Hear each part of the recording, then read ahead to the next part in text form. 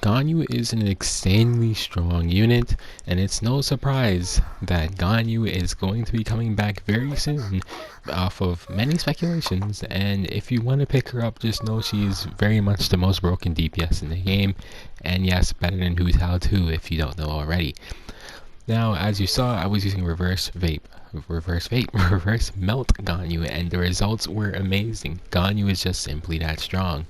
So we're gonna first go over to talent, because I want to explain that you definitely do want to crown Ganyu's normal attack, or at least get it to level 9 first and prioritize this. Then you can level 6 everything else, and Ganyu will be very strong, and these two talents here won't affect Ganyu way too much, so you'll be fine crowning Ganyu's normal attack and then leaving everything else at level 6. But if you do want to level these up, this will always increase your DPS. Now, if we look at this talent here, it will help us out, and it was the reason why I wanted to go into talents first, because of the way that Ganyu works.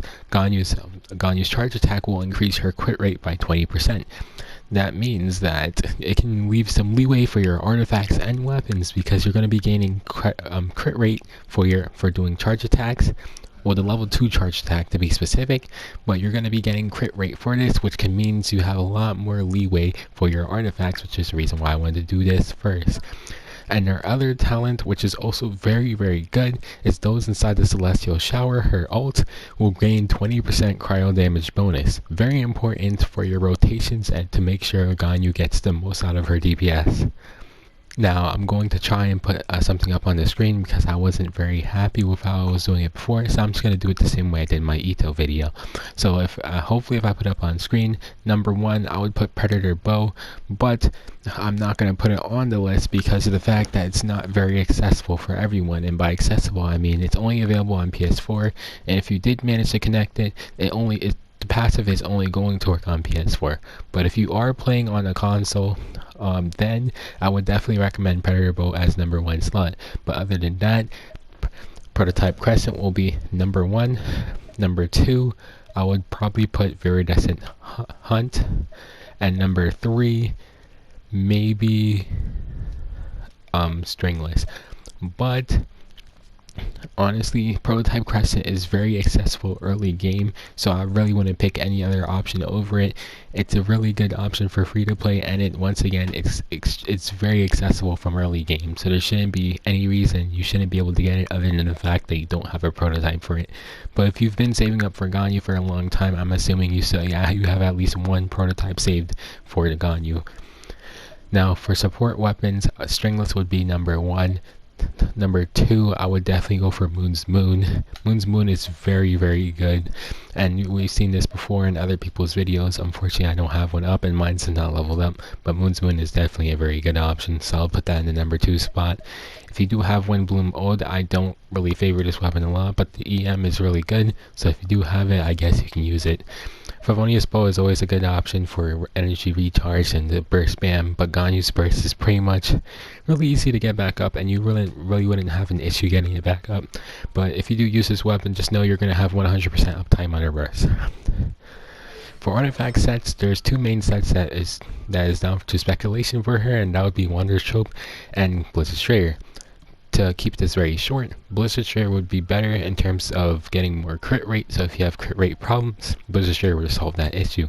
But if you want to use Wanderer's Trope will be better for melt comps, and your charge attacks will do more damage. For Blizzard Strayer, your charge attacks will do less damage than Wanderer's Trope, but your burst damage will be higher, and of course you will get lots of crit rate. So if you have problems with getting crit rate, Blizzard Strayer is better. And if you remember, you get crit rate from Ganyu's talent, so this is the reason why I personally went for Wanderer's Trope. You're going to get more crit rate from Ganyu herself, but if you do use Blizzard Strayer, you're going to get a ton of crit rate. You're going to get crit rate from Ganyu's talent, you're going to get one from the artifact set, and if the enemy is frozen, you're going to get another 20% crit rate. This is about 60% crit rate, and if you run Cryo Resonance, of course, it's going to go higher.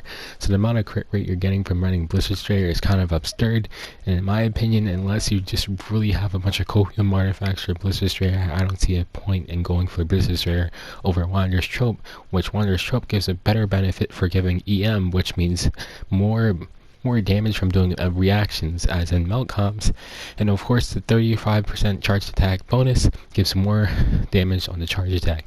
But if you are going to run support Ganyu, I think Blizzard Strayer would be better because, of course, better burst damage. Personally, I can't really do a showcase between the two of them because my Wanderer's Trope artifacts are way too good compared to my Blizzard Strayer artifacts. And my Blizzard Strayer artifacts are actually really copium because it's what I first farmed for Ganyu, so I can't really do a showcase. But straight to the point again, Blizzard Strayer will give more damage during bursts and give you more crit rate, while for Wanderer's Trope it will be better for mount comps and give you more damage with your charge attack. I just had to load up the game because I completely forgot to talk about artifact stats, probably because it's really easy to know what to go for Ganyu, but I'll be sure to explain for you. So for our bets, I already talked about our sets, so of course the flower is going to be fixed stats, so is the plume. For the sands, you want to be going for attack percent. For a goblet, you want to go for a cryo damage bonus. And for circlet, I highly recommend crit damage over crit rate in this scenario because Ganyu gets crit rate, and try to aim for crit rate in your substats. But if you do go for crit rate, honestly, yeah, just go for crit damage. But you could go for crit rate too, but I just highly recommend crit damage over it. For substats, you want to prioritize crit damage, crit rate, and attack percent. EM will be very good, so you can do more damage during melts, and energy recharge not so much, simply because Ganyu's burst does not take that long to get back up. Flat attack isn't the best, but it's better than flat defense. And of course, HP percent, defense percent, please try to avoid as much as you can. Fortunately, I got a bunch of flat defense on this artifact, but honestly, overall, they're mostly good artifacts, except for my circlet. Try to prioritize crit damage, crit rate, elemental mastery, and attack percent. Constellations, I have C0, so no worries. If we're going to talk about team comps for Ganyu, this is going to be your best team, just Ganyu. Why is that? Because Ganyu can fit into many team comps as a support and as a DPS. My regular team that I usually run with, that I used to run a lot early game, would be Team Rainstorm, as I named it, which would consist of Ganyu, Zhongli, Bennett, and Venti. Because Ganyu and Venti work together like bread and butter. Bennett, the attack butter, their attack buffer, and Zhongli's shield. Now, I will empathize that without a lot of practice with Ganyu, you're probably going to need a shield character. Now, you might not know why, but here's the reason why. Now, of course, my Zhongli shield is not when you're aiming with Ganyu, you really want to do your level 2 charge attacks, and if you get interrupted, that means a loss in DPS. So having a shield character is very important because of the fact that you can, of course, keep shooting charge attacks and not get interrupted by tiny attacks. Literally, arrows from treasure hoarders will interrupt your charge attack and of course cause a loss in DPS. Now if you're a casual player, this isn't going to cause too much of an issue, but if you're in a Spiral Abyss, it will be an issue, and having a shield character will save you a lot. So having some type of shield character like Zhongli will help, and luckily, since Diona is a cryo character, wherever she is, she can provide a shield and cryo resonance, which gives more crit rate if you need it.